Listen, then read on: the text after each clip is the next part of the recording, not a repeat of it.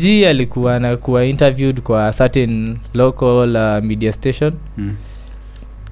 So watu walikuwa ile designer, huyo reporter alikuwa ile designer na mbona kila wakati unashinda unalialia Kasongo ni kaongo. So walikuwa kitu ilinibamba tu ni response yake. It was very simple. Alimuuliza since time in memorial like tumeshi kusema shetani ni mbaya. Do we stop saying shetani ni mbaya kwa sababu ameshi kuambiwa ni mbaya for long? Hapana, shetani si. Kama shetani ni mbaya tunaendelea na kumkemea. Kama ni mbaya ni mbaya. Yeah. Like that answer tukisema sana titakuja kucheza. Aliambiwa arudishe. Kuna kuchocha online. People by the bring you stories that inspire culture. This is the voice of the buzz. Hello, niaje watu wangu. This is the voice of the buzz and you're with your boy Mr. TITO and this is the 11th episode, my guys. Wow. 11 episodes. Thanks for your support, manze. We love you. And today I'm not with Babi Sudi. I'm with kwa majina ni Rusty hapa hivi. Ndio hiyo sasa. Na sio Rusty mnafikiria, si Rusty tuko like ni jina tu. Yeah, tumesema we bring at least kiasi tu tunaona venye mambo itakuwa, but Babi Sudi will be back. Yeah, mashughuli hapa na pale. But tunasonga tu, si ndio? Yeah. So Rusty, yeah bana, nasikia kuna mahali sasa ma lecturers tena wa mayuni ma comrade wako tu nje. Wako free. Ma lecturers ni mavuvuzela tu. Mavuvuzela tu walisema walifanya hizo ma PhD zao hizo na ma doctorate zao, sasa hiyo wanazitumia kupuliza vuvuzela. Lakini sasa igava ni kichwa ngumu. Gava nakwambia igava hakuna mtu ijaguza. Ma lecturer sasa gava imeamua ni hawatafunza. Bana naona watu wako tuko barabara kila siku bana. Ukitembea na ni achuo ni mavuvuzela. Kwanza juzi nimepatana na wengine hapo. Unasema shule imegeuzwa Kasarani. Shule utadhani ni study. Ni study tu mavuvuzela. Mavuvuzela, mafirimbi. Lakini by the way tumecall out igava for long, man. Everyone is crying. The hell kwani hawaonangi? Watu ni tu ignorance, ni tu like wanajifanya waoni. Msema naweza taka nijieke kwa like niingie ndani ya our say. Ni feel like how do they feel wakifanya hizo vitu zote zenye hufanya. Unajua shida ni ati because obvious kama binadamu kuna ile conscious inafaa kukugonga like ile kitu tu kwa in your subconscious mind like man nafanya ujinga hapa. They still okay, watu tu wanaendelea tu kunyanyasa watu na wako tu sawa. Price ya mafuta Dendi Nyoro alisema iliangukanga kitambo. 80 iko 180 saa hii, ati 80 bob ni tax. Mafuta inafaa kuwa so ilianguka kitambo, but 80 bob ni ya tax. Na bado msetu wako sawa. Like imuumia anatembea tu wako sawa. Na unajua shida yao ni ati ni tamaa. Na tamane always sidhani inaweza isha, especially ya politicians wetu. Lakini si usema corruption ni yako, like ni mbaya wakati wewe huko. But wewe ukiingia hapo ndani but unajua sapo inakuwa fit. Unajua hapo ndo watu nakosea. Juu as long as your narrative bado inaendelea kutumika, hakutaikuwa na change. Juu sasa kila mse atakuwa na strive kufika hapo apige corruption yake kule, then atoke tena mwingine tena aingie. But I think it's time tunge make ile change kama Nepal. Unaona vile Nepal walifanya? Fulani walijama kaenda wakatoa president. Ndio. I think it is miss insight watu by the way. Unajua naweza sikia nimekujua na Subaru hapo. Subaru mambaru. Subaru bana msikiange sijui kijana alishikwa ati ali insight watu. Mimi sisemi hivyo, but when worst comes to us by the way majamaa, hii kitu imekuwa it's too much, man. Ama tunaweza ngoja si 2027 kwani iko mbali. 2027 ni kila mtu achukue kura yake. Watu waingie wakavote. Kwanza mavijana. Kwanza naona ma politicians wameanza kufanya ma challenges ati za TikTok. Ndio tuone ati venye wao ni majenzi. Unajua mliambiwa ati nimeona senior council Martha Karua. Ako pale anafanya napi. Ako tu hivi.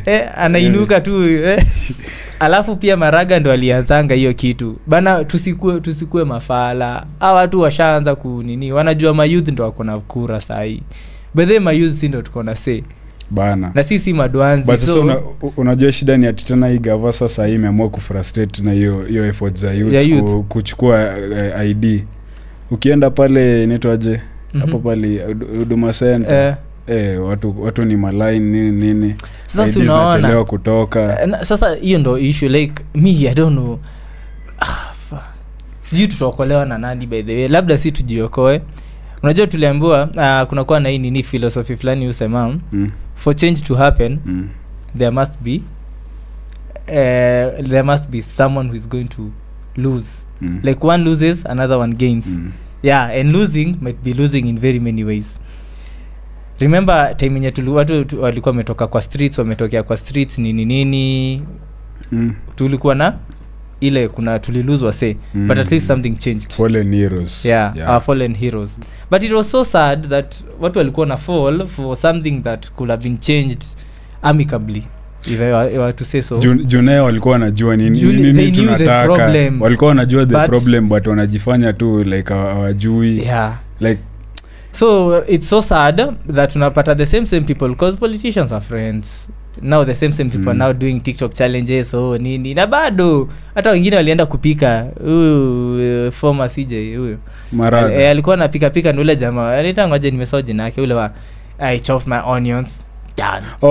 Huyo jamaa huyo anaitonga ati gani sijui without Ombachi. Alienda kwa Ombachi wakapika ugali sijui na kuku ya black. So squeeze hadi politics sasa imekuwa pia content. Obvious, sasa si like content. So unajua ma youth ndo sahi. Aki youth in short sahi youth ndo tunatumika ka hiyo tool ya kutafuta votes na. Unaona mwenye atashinda, the one who will win the most, who will win with the highest number of votes is the one who will have bugged most of the youth. That's why everyone is doing challenges. Karoa kuja afanye hivi, huyu aende kwa Ombachi apike, huyu bado afanye challenge sijui nini.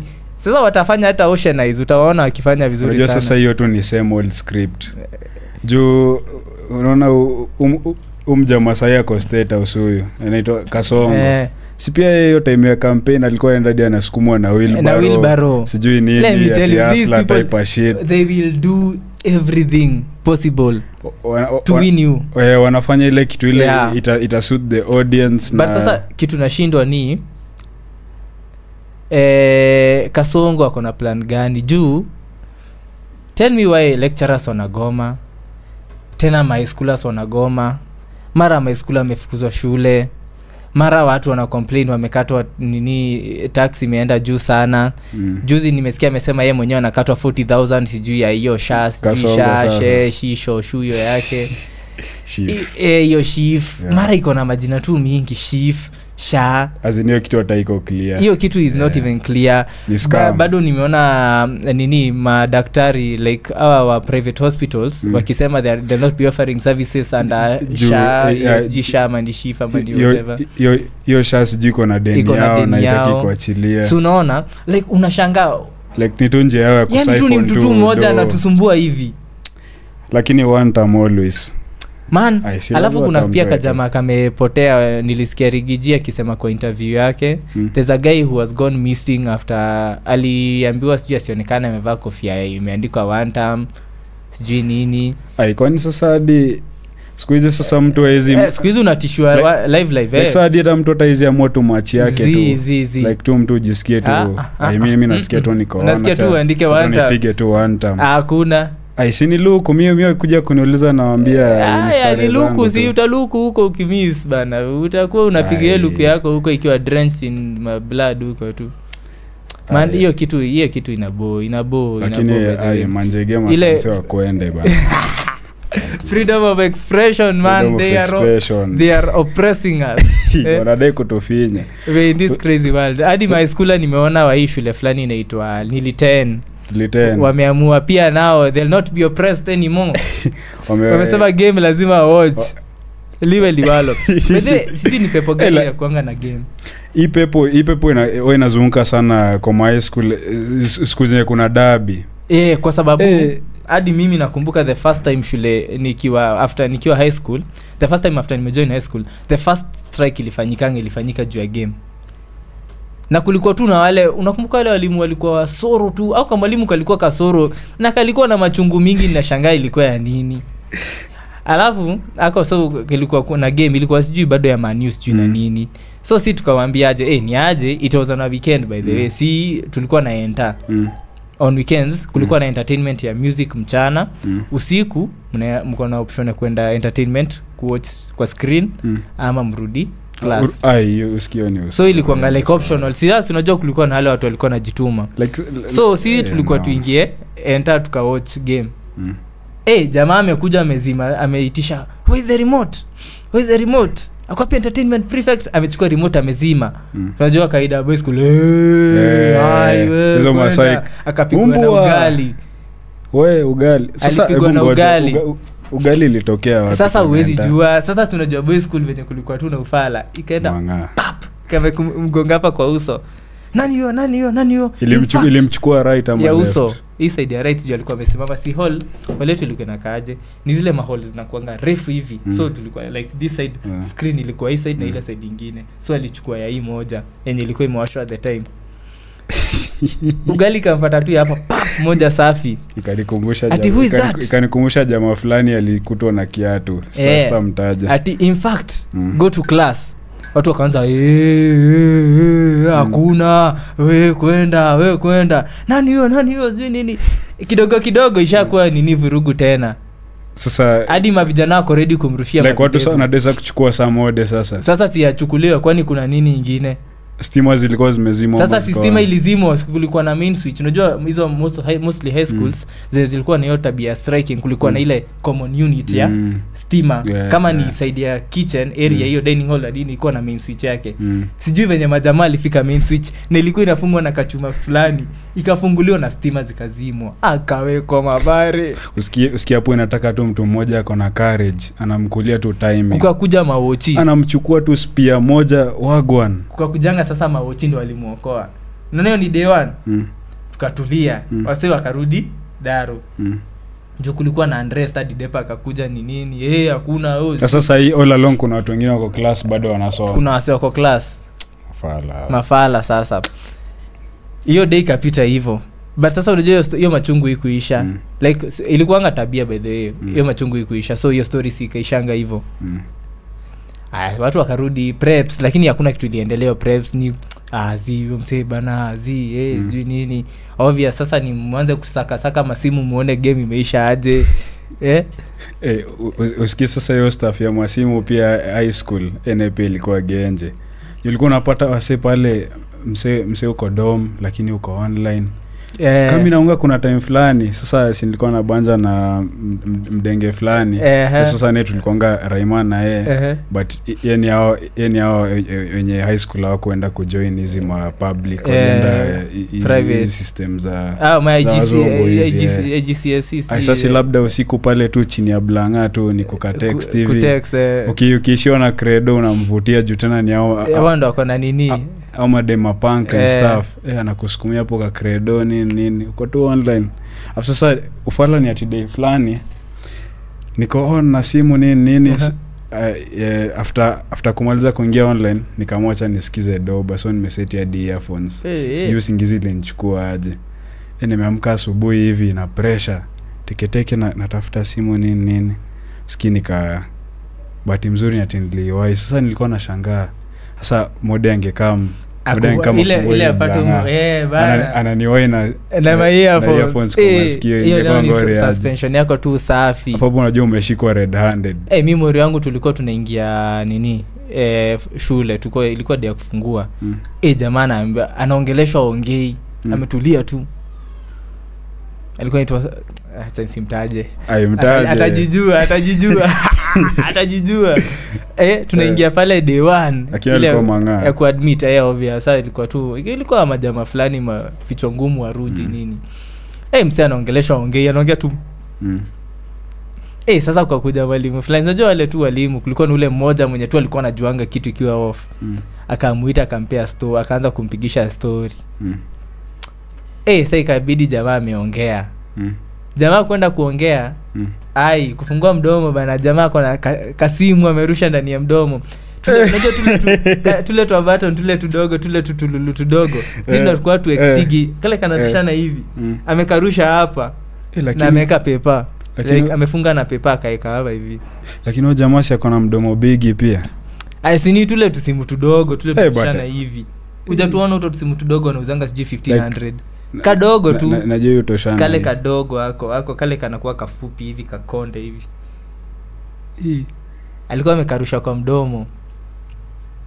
Sasa hivyo ndo aliendaga sus yeye hata hakufungua yeye aliambiwa tu aliandika tu barua huyo usikio kasi mkisisi juu ni mkisisi ndio si usikini msafiri hadi basi wewe ni msapeli lakini alikuwa kichwa speaking of Wakisi unajua ndio huko ana vituko sana wewe unasema nini na nasikia ati Wakisi wamekuwa nini appointed at the most handsome men in Africa ati for the second time in a row nashangaa mtu alikuwa anatumia nini usiki criteria gani hapo like unafaa ujue ni criteria gani walitumia Wakisi hata nyinyi mnajua bana hiyo ni uongo Wakisi ni meme lords tu like Wakisi kazi tu ni nini na hata naweza wataja Wakisi wenye najua wanafanya content hapo ati most handsome men wametafuta tu ingine tu ati Wakisi unajua hadi kuna story fulani hapo nilicheki nimecheki tu leo ati kuna Wakisi fulani hapo wameshikwa na ndudhi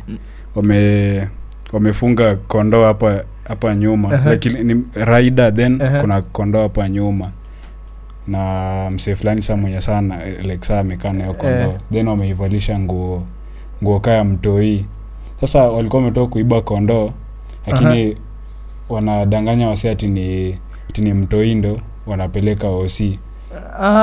Nimeget yeah so ilikuwa upuzi like Wakisi I don't know Wakisi like ufanya heist zingine za kipuzi like sijui thinking zao alafu thinking yao. Speaking of Wakisi kwanza mi ujamaa forex jua alinifanyia nini fulani aka itawa sijui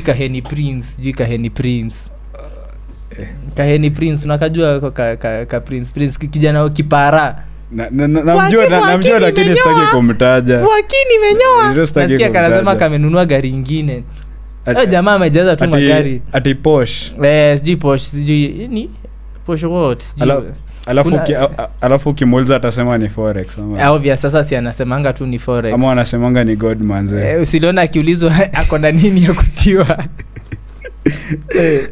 lakini yako kajamaa huku kama unijengea yako kamsei alafu sasa anaamwanga tu sasa ni kwenda kupiga malap kwa campus but tell me why hiyo forex tu imejaa Wakisi kuna kitu inafaa ichunguzwe kuna kitu remember wao watu wanakula mandizi sana like hiyo ndio staple food ya kwao na the nature tunajuanga wanasemanga hiyo ganda ya ndizi na nini is very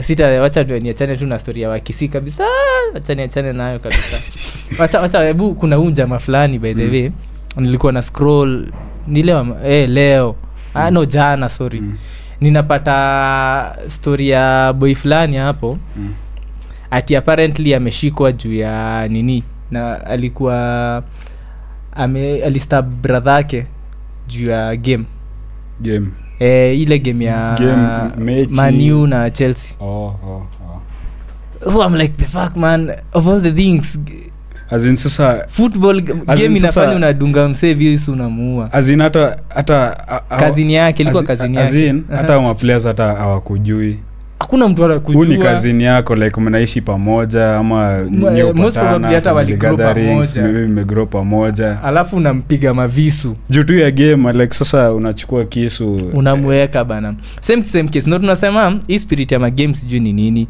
bedhe na hizo mambo cause si game peke yake bado ndio imefanya ama high schoolers bado wakagoma na niliona waseni wenda wazimu fuck wanaendesha hadi basi ya shule awase hiyo shule ati sijui ati wameingia sijui wamepika mayai kwa wamepika mayai na wanakula nyama hadi wanasema hapo hakuna nyama hizo ni mamifupa sijui nini alafu sijui wanafunzi pia kuna makanika ama nini juu mechanics juu nimeona ingine ati hadi engineer hiyo basi aliba engineer basi like bro sijui aje na walikuwa na time au sio walikuwa na time though pia kumbuka pia walimu wanakuwa tu na mbombo mingi lakini pia ni waoga. Alafu pia wanakuwaga waoga. Ikiingiza hiyo masaa wanatokanga mbio. Huwezi wapata. Jumi nakumbuka time yangu nikiwa high school, sisi sasa yetu sasa ilikuwa maza design. Sasa tuliamua sasa kutafuta sasa walimu. Like sasa tunadai kuvaa walimu. Hai, sasa sisi yetu ilikuwaga tu yetu ilikuwa strike iko na at least acha niseme strike iko na adabu. Ni kuvunja vioo, kuchoma dom, kwenda home. Kuvunja vioo, kuchoma dom, kwenda home. Na hadi by the hiyo shule this year bado tu ili have the same issue tu ya strike bado. Sijui kama ilifunguliwa, ilikuwa imeifunga indefinitely. Mimi sasa usikii sasa chuo yangu si ndo tulikuwa the last legends. But sasa nikuulize wewe unaweza blame au mastudium uta blame who is to blame? Watu wako blame. Juu either way au mastude walikuwa wanataka waende, walikuwa wanatakikana. So walikuwa wanatakikana waende preps. Walienda? Hawakuenda? Si walikuwa na day watch game mama. Si walienda home. So si walienda home after a strike definitely. Hawakuenda hiyo prep yenye walimu walikuwa wanataka. So wewe pia unalaumu administration. Yeah, definitely. Me I always say kwa kila strike there's always a reason for everything. Unajua mimi naona tu ingekuwa easier. Administration ingeacha tu maboys watch two game iishe. Like it's a one time thing. Kwani watawatch game miaka ngapi? Na game ni dakika 90. Hiyo ni na plus hata hiyo prep 30 minutes. Kuongea tu kweli prep zilikuwa za kulala. Prep zilikuwa tu like another chorea bana. Nimekunywa nini? Kunywa maji. Kwanza nikunywa maji. Kunywa maji, sip drink. Sips. Au kofiti sasa. Ni wakisini roya wakisini. Unasikia nimetaja wakisi. Like prep spirit is kuingia. Prep ilikuwa kudoze. Most of the time ulikuwa unapata. Watu wa kusoma kwa prep ilikuwa rare sana. Unapata tu msee mmoja wawili wanasoma. Kulikuwa unapata kuna wengine hadi wanaenda na blanketi. Si ndio. Mtu ako na kiblanga hapo nyuma kwa na bucket fulani anarushanga tu blanga yake masaa nini kifika. Sasa unajua sasa shida inakuanga ni time umejifunika alafu usikie. Wewe who is that? Wewe kijana hapo. Kijana hapo kwa kona. Ama unasikia depo wetu alikuwa na torch. Ingine bright. Wale ilikuwa inakuamsha huko umelala. Ulikuwa sasa tumepigwa tu na cha. Usikie sasa wetu sasa alikuwa na fulani hapo ilikuwa inaflika flika hivi. Sasa huyo yake ilikuwa naeka tu once. Cha. Unasikia tu kilight kimekupiga. Wewe kijana kuja hapa. Unajianga rada ishachafuka. Nakwambia hapo naye utaenda utawekwa. Afu unajua ujinga na kwanga ni ile unaitwa alafu class mzima inatani hivi. One of the biggest scams zenye niliwahi onanga. Ni tukienda high school tuko nimeambiwa kuna kuchapwa. We. Sasa nilipata ndo tunapigwa. Uliambiwa hivyo? Nakwambia tulikuwa tunawekwa. Unajua mi before ni join high school nilikuwa nasikia tu high school naanga ni viboko tu. Si sasa tuko unainuliwa hivi mgongo, unainuliwa shati hivi juu. Unachapwa mgongo, makofi za mgongo. Plain hivi mgongo iko plain hivyo. Hizo vitu zilikuwa zinawasha. Ilikuwa na unyama. Speaking of kuwekwa, kuna jamaa fulani bana pia bado Kiambu tu. Sijui nao wanaume wa Kiambu wamepata nini. Usikii jamaa ameiba cruiser ya makarao. Mbona? Sijui ati anasema ati hiyo cruiser ni ya nini? Imebaiwa na tax yenye Wakenya wamelipa. So anafaa kuachwa achukue aende nayo akijisikia. But inafaa hivyo ama? Well, to some point tunaweza sema hivyo. Si like si do yetu ama? Yeah, just in case your gari inataka kutumika place nyingine. Sasa huyu citizen yeye ndo employer na anahitaji gari.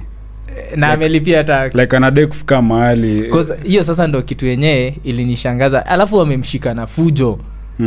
Koze alikuwa anawaambia mimi nimefanya makosa gani? Hii gari inafueliwa na tax mimi nalipa. Nimekatwa tax fulani na fulani. A certain percentage inakuja hadi hapa. Like so I should be allowed to take it. By the way, which country? Kuna country nilikuwa nasikia huku kwa huyu nani? This country, Rwanda. Sorry. Yeah, Rwanda. Kwa Kagame. Yeah, sorry, Kagame. Rwanda in case upatikane umezima kwa barabara. Gari na makarao wanakuchukua, wanakuuliza kwako ni wapi, wanakupeleka hadi kwa nyumba. Au ni makarao. Unajua sasa ni fani juu sasa kwa hii country yetu. Sijui kama umesikia story ya kuna makarao jana wamekuwa heist. Sijui kama umesikia hiyo story. hiyo ni kama bado hajanifikia. Makarao wamekuwa high step hivyo, sasa unasikia kuna makarao wengine huko wanakupata ati wanakupeleka kwako ukiwa umelewa. Lakini hao nini wa Rwanda bana, unachukuliwa unapelekwa nyumbani vizuri.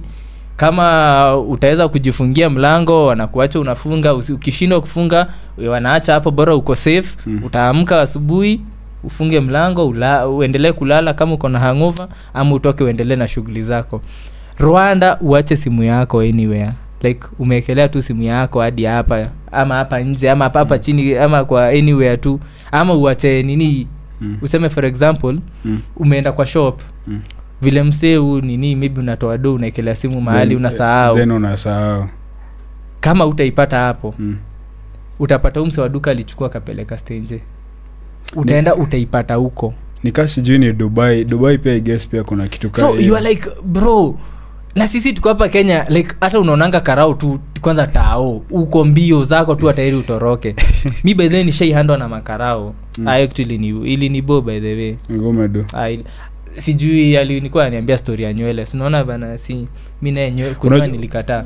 So alinisimamisha leo hiyo kitu like nywele na kiburi wao inaingiliana wapi? Sijui. Mimi nilikuja wamenisimamisha vizuri. Ni aje habari zenu, tulikuwa na jamaa bishte yangu. Nimetoka mimi kwanza hiyo siku nilikuwa nimechoka, nimebeat, nimetoka Mariasols place fulani. Then tuko na bishte yangu. Sina kuenda home. Nikamwambia aje situpikatie choche badala ya kushinda tukipita nini. Bro naona makarao habari zenu vijana tukamwambia tuko salama sana wewe uko salama si uko salama. Akaniambia bukuja kidogo nikamwambia sasa haina maneno. Tukaenda unaona vile tumesalimika tu vizuri, hatuna mambo. Jamaa ananisimamisha ananiuliza kwani nyinyi ni wanariadha? Nikauliza kwa nini wanariadha nikamuuliza kwa nini kwa sababu mnatembea haraka. Tukamwambia hapana, ni ile nimechoka, nataka nifike nyumbani haraka. Nasikia anytime from now naweza zima.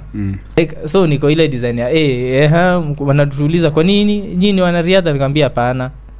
So hii bag umebeba nini? Nikamwambia nimebeba, nilikuwa na script na vitu nilikuwa natumia rehearsal. Nikamwambia nimetoka rehearsal, niko na script na vitu kadhaa hapo. So akaniambia naweza ona. Nikamwambia wacha nikutolee. Hapana, nataka nifungue mimi mwenyewe. Nikamwambia hapo nayo itakuwa ngumu.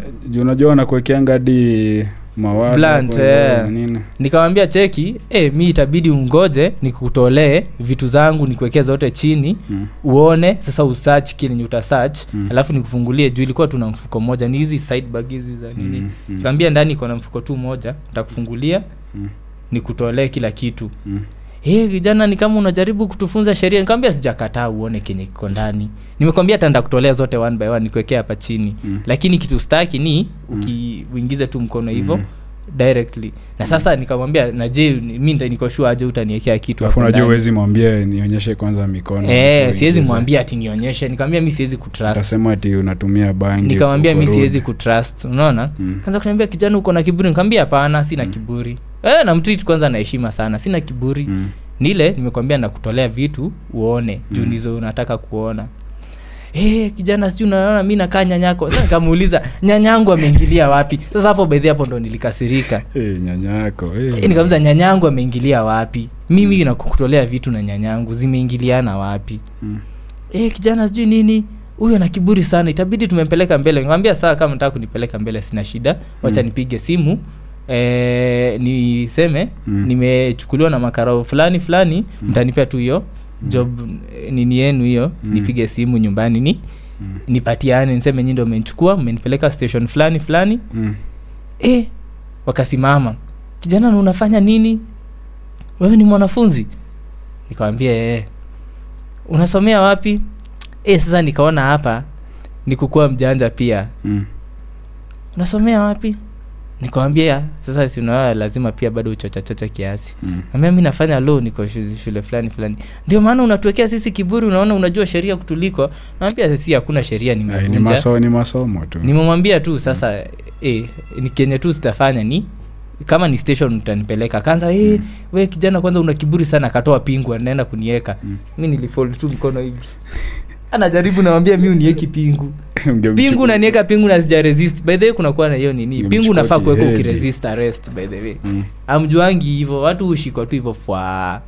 Ukiresist arrest ndio unafaa kuwekwa pingu. Because hata you at liberty huyo karawa kuambia aje. But then juzi nimekuwa nikipitia hiyo stuff. Uambie karawa ni aje, sina shida, nilikuwa naenda shughuli fulani. I am ready to give you my details. In case unataka like you give me a summon, I will present myself. Wacha niende then I will come. Unampia detail na ID number yako, your name and your contact. Unaenda unamaliza shughuli yako. Sasa nikuulize nywele yako ilikuja kuingiliana wapi ndio arrest sasa si unaona ameniuliza kama mimi ni mwanariadha. Akaniambia nitoe, nilikuwa nimevalia hoodie. Akaniambia toa. Nikatoa. Aya ndio maana hii kijana iko na kiburi. Sio kijana sio ni mang'aa. Ona hii nywele. So nywele tena umeniambia mimi ni mwanariadha. Tena sasa nywele imeingilia wapi? Unajua dime nikumbusha boys wangu fulani. Dosa uneni mkisi. Sasa unajua kisi pia na vituko. Sasa boys naye pia kijana tu hapa Nairobi. Ameenda holiday Kisii, ameenda sijui amepatana na jamaa fulani, wameanza tu kuletana juu nini. Hawa Kisii wanamuona ni kazi juu ati yeye ujifanya ati juu anatoka mjini. Kuna ile underration ati umeingia nini shags, so watu wanaona kama una underrate. Sasa hiyo kitu ka escalate Kisii amekuwa kitafuta boys sana. So boys day fulani labda jam. Kajama kachukua panga. So yeye pia ilikuwa weird. Kachukua panga kaenda kwa biashara mse akapiga mlango na panga sijui nini. Sasa Kisii akajam. Akaenda saka kusanya sasa kikosi sasa ya au mavillejani nini. Wakujeo boys wakamshika. So unajua haizi fanya kitu, kumkalisha hapo hivyo chini. Mwambie kwanza ni nywele yako ndio nakufanya unakuwa na kiburi. Kijana alinyolewa. Afu alikuwa anafanywa dina makasi. Sijaielewa hiyo mambo ya watu kusema nywele ina kuconnect. How does your hair connect to your personality? Hapana.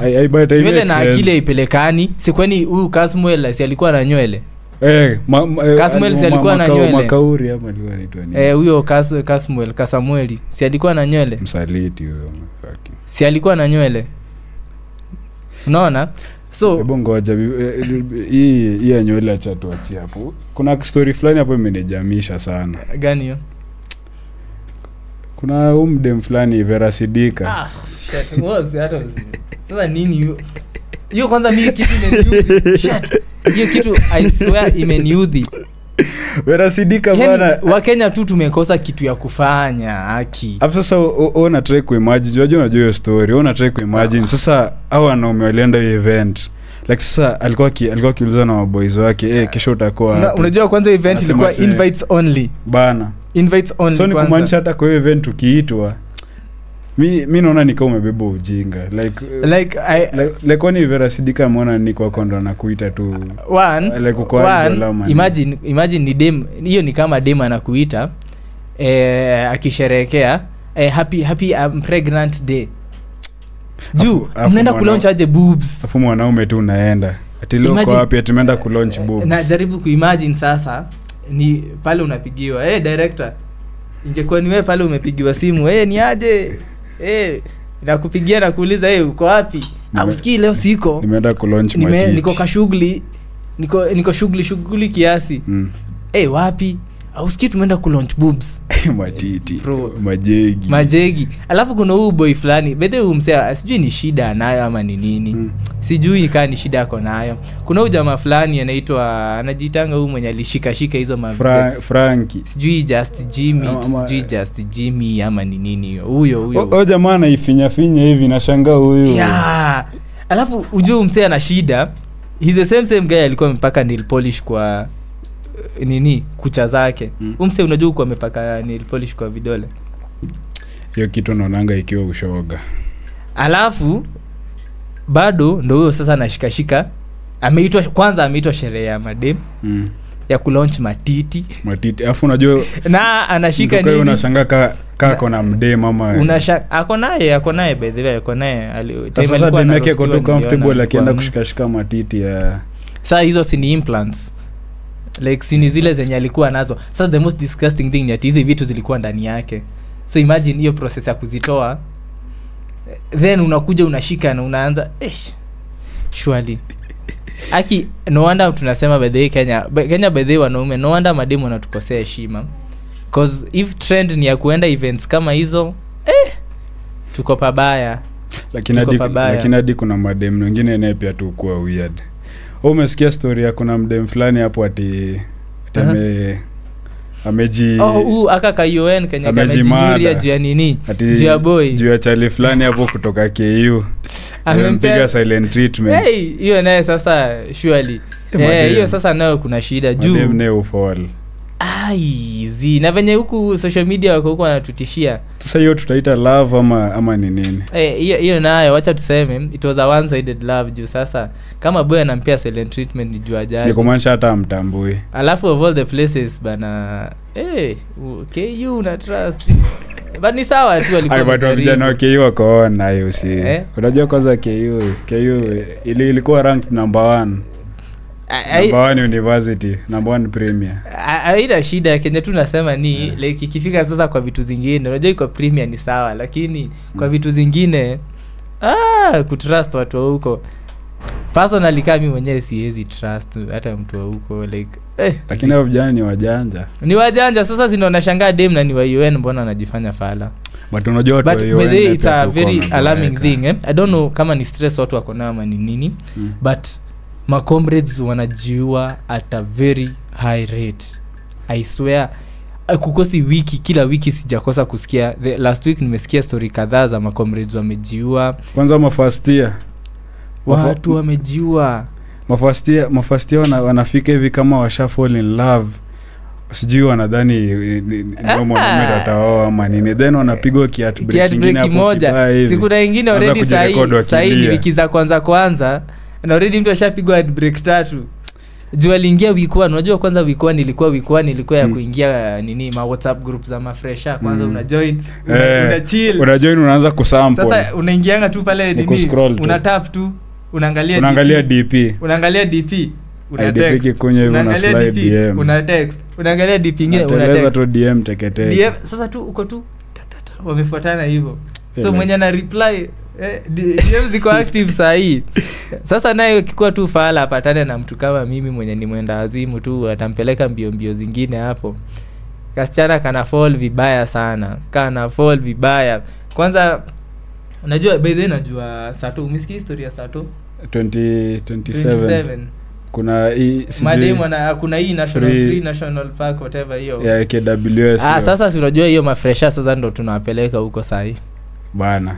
Tunawapeleka huko alafu unajua at least tushapata form ya kuna form ya weekend bana.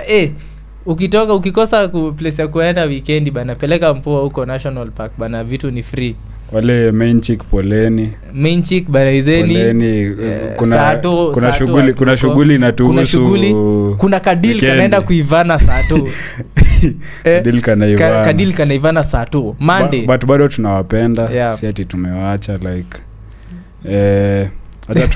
hata tupeleke mafastia tuwadanganye huko na wanyama pori nini. Wenye wanapeleka mafastia bua wapeleke huko juu mimi nayo sasa lakini mwenzangu siniget wrong hadi mimi personally unataka kujikaranga hapa msinijaji naweza jiingiza kwa ngori pia mimi hapa na alafu kuna stuff fulani nimeona ya ujinga sana hao watu sijui Mogadishu disrespect of Kenya. Who the hell do you think you are? Wanadhani hao ni kina nani? Wana disrespect. Ati unachukua flag ya Kenya unakanyagia chini. Unajua Kenya, unajua watu wamepata independence lini? Unajua Kenya ndo capital ya Africa kwanza tukianzia tu hapo. Second ni kama watu like hawajiheshimu to an extent. Nyinyi mmepata independence juzi tu. Alafu uko na guts ya kukanyanga flag ilitengenezwa hivi hata kabla babu yako kuna ball size ya grapes. Na kwa hapa bana anaongea tu. Those people are very stupid. How do you even dare step on a Kenyan flag?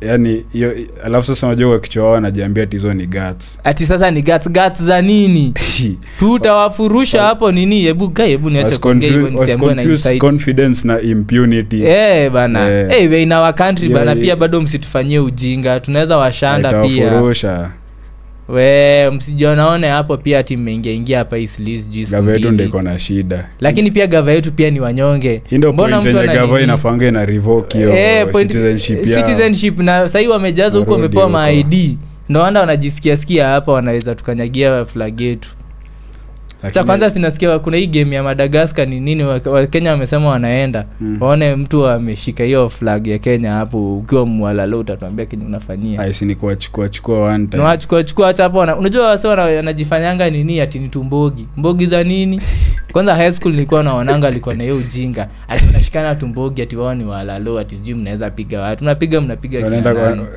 kwa nchi yetu mtupige uneni hawa waende ndio wapigane huko kwao huko Mogadishu huko na wanafaa tu wanaheshimu yani si tunatoka wanajeshi wa Kenya walitoka Kenya wakaenda kuwasaidia at least ku make peace kwao na wako na nini na guts za kunini za kukanyagia flag ati chini sasa wao venye wao ni wanoma lakini hebu acha tuache kujam kuna tunafurahi kuna udem wetu fulani Sofia Sofia kwanza niwe ndo umenichapia hiyo stuff before tu man congrats man to Sofia Nzau man nilikuwa napitia online so she'll be by the way amesonga siji ni mdem ama ni mdem unajua amesonga like from the hiyo song fulani yenye alitoa ile mwaki like amesonga tu yenyewe pia yeye ni mwaki najonga hadi chorus yake mimi najua yote najua yote hiyo wimbo nayo naijua yote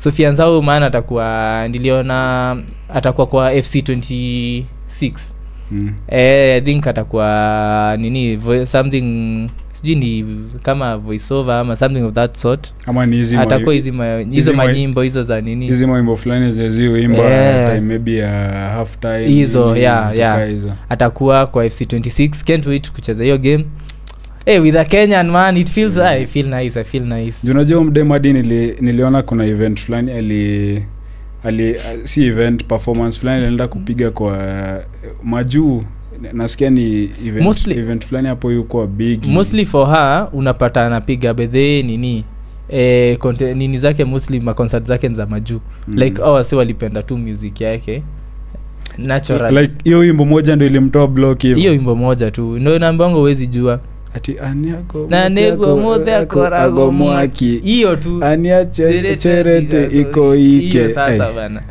na ikamtoa block tu hivyo ikamtoa tu block hivyo big up to Sofia Nzau bana we are proud bana unapeperusha hiyo Kenyan flag speaking of Kenyan flag let's go to Kenyan politics kiasi Rigiji alikuwa anakuwa interviewed kwa certain local media station so watu walikuwa ile designer huyo reporter alikuwa ile designer na mbona kila wakati unashinda unalialia kasongo ni kaongo so walikuwa kitu ilinibamba tu ni response yake it was very simple alimuuliza since time in memorial like tumeshi kusema shetani ni mbaya do we stop saying shetani ni mbaya kwa sababu ameshi kuambiwa ni mbaya for long hapana shetani si kama shetani ni mbaya tunaendelea na kumkemea kama ni mbaya like that answer tukisema sana titakuja kuchange psycho mzuri that answer was very cool a very straightforward answer yenye hakuna ile uwezi nini respond kwa hiyo nini tena like it's a simple answer ajio ndio ile design mademo wanaonanga ma red flag lakini inafika time fanywa hivi aoni iko kwa macho unamwekea green flag ama nini unamwekea tu kwa macho na aoni the fact that ni red flag so kama shetani ni mbaya haitakuja kuchange ati juu tunasema sana na kama vitu zinaenda vibaya si tulisema malaika wana strike kwani hiyo ni kitu poa ni kitu mbaya na ndio maana tuko na reason ya one term na siku zote hiyo that is a slogan na my youth me I always keep sensitizing on this sisi ndo like tuko na the biggest say we have a very big say man we have a big say and I'll keep saying this until 2027. We have a big say. Na mademo wache kula fair. Bana hatuwezi kuwa pia nayo bana tunateseka na gava hivi alafu unakula fair. Lakini pia na dem anakula fair si dem alikuwa Isa. Juu unajua hadi kuna dem fulani yeye sasa niliona ni dem sijui anakaa Kericho au manini. Sasa chali yake kijana anakaa hapa Sukari. Akaambia dem si tokea hivi tokea hivi weekend.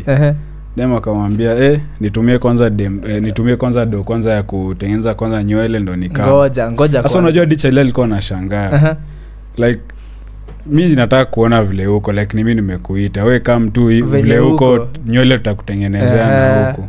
So alikuwa anauliza wasee dem ako serious ama ngoja kwanza dem ako Kericho boy uko Nairobi ulipie dem atoke Kericho akuja Nairobi. Bro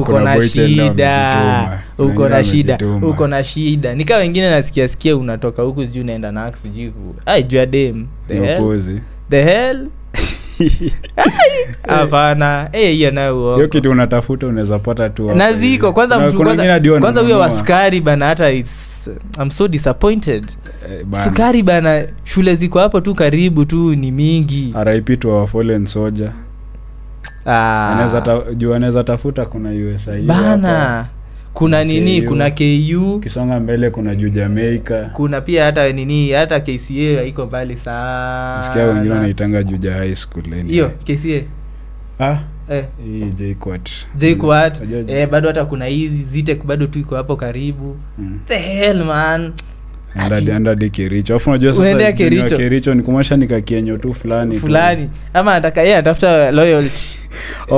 Anasaka loyalty. Uni wife material. Unajua kuna wengine wenye utafuta madem juu. Unajua madem wa ushago. Huyo labda unless anaweza kufanyia wifely duties sana kufulia. Huyo unless akwambie anakwambia sasa anatafuta bibi. Hapo tutamuunderstand. Jo majenzi tu hapa KU ati unamwambia kuja unifulie. Kwanza anakuuliza nails. Sasa na niko na nails, tavunja nails.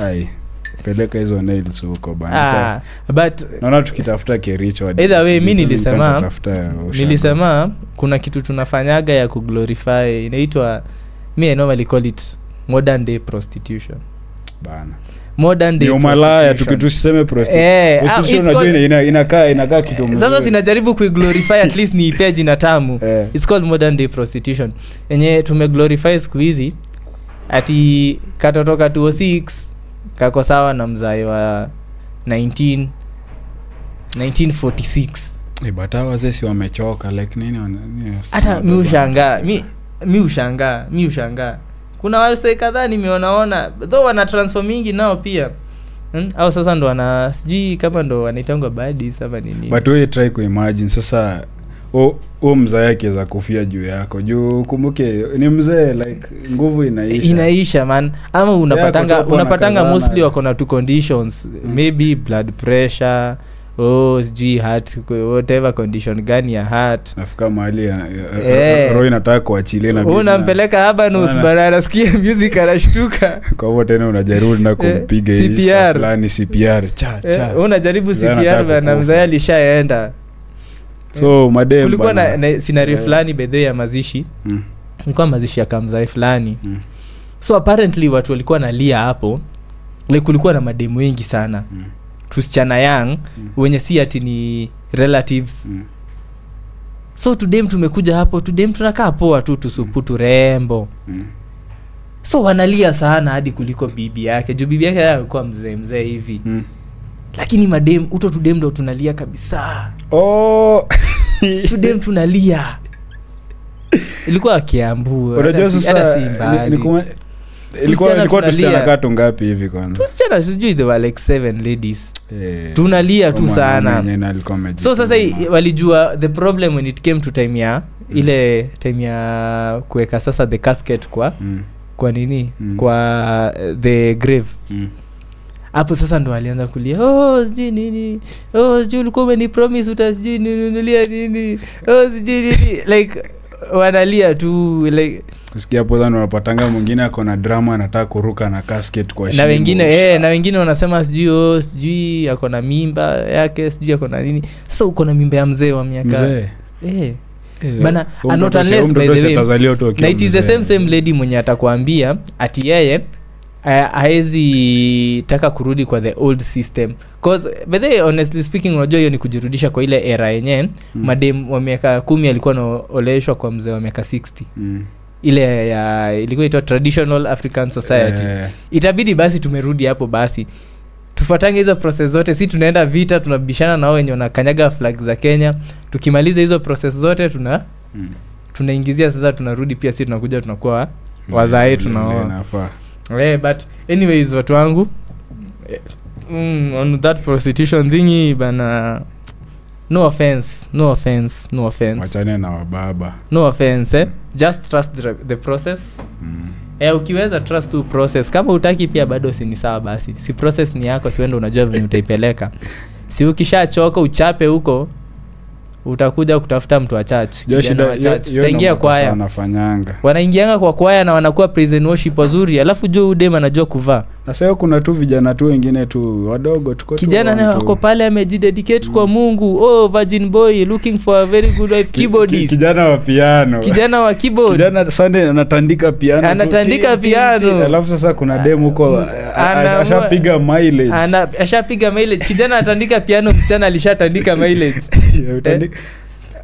anakuja bana wana nini mambo hapo kijana ashaoa wewe unadhani unaoa bibi bana kumbe unaoa nini kifua imejaa shisha liver hakuna anyway imegonga inabaki one hit sasa so guys that was all for today like share comment subscribe comment hapo na one time always msisahau hiyo kitu msisahau mayu hiyo isweto kwa kichwa sisi ndio tuko na they say 2027 sasa see you next episode